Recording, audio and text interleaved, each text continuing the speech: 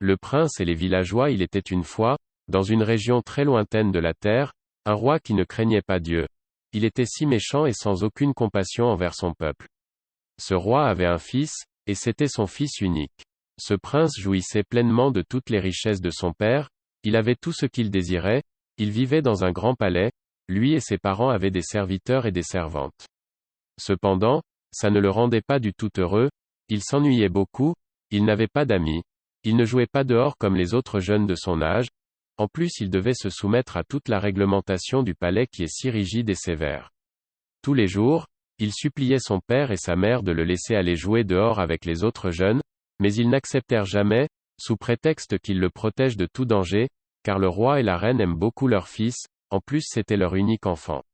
Et voici qu'un jour arrive où le roi et la reine décidèrent de faire un long voyage dans une autre région, afin de régler certaines affaires concernant leur royaume. Alors ils confièrent le prince à leurs serviteurs. Profitant de l'absence de ses parents, le jeune prince essaya de convaincre les serviteurs de son père de le laisser aller jouer à l'extérieur du palais, mais sans espoir, ils lui interdirent de sortir dehors. Le prince ne désespère pas, car dans sa tête, il avait déjà mijoté quelque chose. Il avait planifié de sortir dehors tout seul, loin des yeux de tout le monde. La chose qu'il fera la première, c'est de chercher dans le palais du linge usé afin que personne ne reconnaisse qu'il est le prince. Ce soir-là, il est allé se coucher très tôt, puisqu'il avait décidé de sortir dehors tôt le lendemain matin, avant que personne dans le palais ne se lève. Il avait saisi ce matin-là un moment de mégarde des gardiens de la porte et il se faufila au milieu d'eux inaperçu. Une fois dehors, le jeune prince était émerveillé par toutes les belles choses qu'il y découvrit. Enfin, il respire l'air frais de l'extérieur. Il suivit du regard les gens qui passent et repassent. Il était si content de voir des jeunes de son âge jouer et s'amuser entre eux. Il découvrit aussi le grand marché de la ville. Il avait aussi remarqué qu'il existait beaucoup de pauvreté au milieu de la population, beaucoup de misérables dans la rue. Il continua de marcher, il ne s'arrêta pas, il vit une rivière et il marcha à son bord. Il s'éloigna de plus en plus. Chaque fois qu'il découvre une chose il voudrait découvrir une autre. Mais d'un coup il remarqua que la nuit allait tomber, alors il décida de retourner au palais. Il regarda autour de lui, il ne remarqua aucune trace du palais. Il ne savait plus quel chemin il lui faut emprunter pour rentrer chez lui. Il était saisi de peur, il ne savait plus quoi faire. Mais, après avoir marché quelques mètres, voici qu'il remarqua une petite lueur de lumière à une distance pas si loin de lui. Alors il commence à marcher dans la direction de cette lumière, et dès qu'il s'est approché, il découvrit un petit village, isolé de tout, habité par des paysans. Le jeune prince commence à frapper dans les portes des villageois une par une. Malgré qu'il avait raconté son histoire à ces gens, personne ne voulait le recevoir chez lui. Certains lui avaient dit: « On ne va pas aider le fils d'un si méchant roi », et d'autres n'avaient même pas cru son histoire, pensant qu'il est juste un mendiant qui est venu leur manger leur pain, tout misérables qu'ils sont. Le jeune prince ne désespère pas, il lui reste une petite maison à la porte de laquelle il n'avait pas encore frappé. Il s'approcha d'elle. Les propriétaires ouvrirent la porte. Il leur raconta son histoire. Ce sont des gens très pauvres et misérables, mais ils sont remplis d'amour et de pitié. Ils accueillirent le jeune prince en lui disant: « Peu importe qui tu es. Sois le bienvenu chez nous. » Ils étaient un couple avec plusieurs enfants.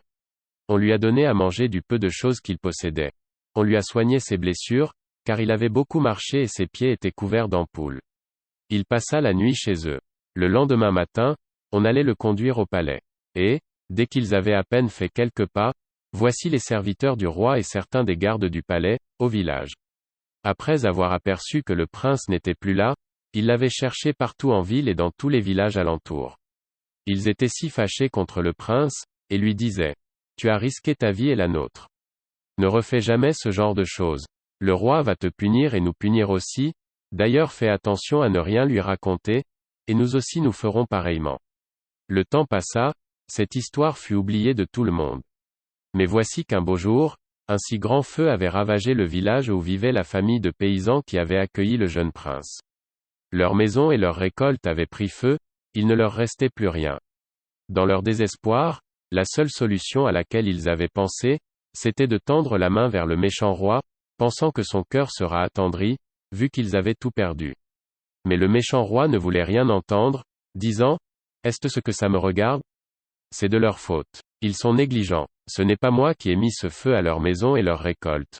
Le jeune prince avait assisté à cette affaire. D'un coup, il lui revint en mémoire l'aventure qu'il avait eue, le jour où il s'était perdu loin du palais. Il se rappelle maintenant de tout le bon accueil qu'il avait reçu de la part des gens qui n'avaient presque rien, au sein d'une famille parmi d'autres que son père avait toujours négligée. Il s'est dit en lui-même, « Est-ce que ce n'est pas une occasion pour moi de leur faire du bien à mon tour ?»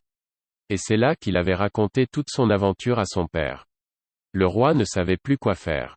D'un côté, il était très touché par les soins qu'a eu son fils de la part d'une famille si pauvre au sein du peuple, d'un autre côté son cœur si dur voulait prendre le dessus.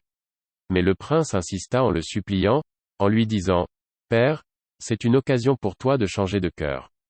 Tu dois avoir de la considération pour ces gens si pauvres, c'est auprès d'eux que j'avais trouvé refuge au moment de ma détresse. » Enfin le cœur du roi s'est attendri.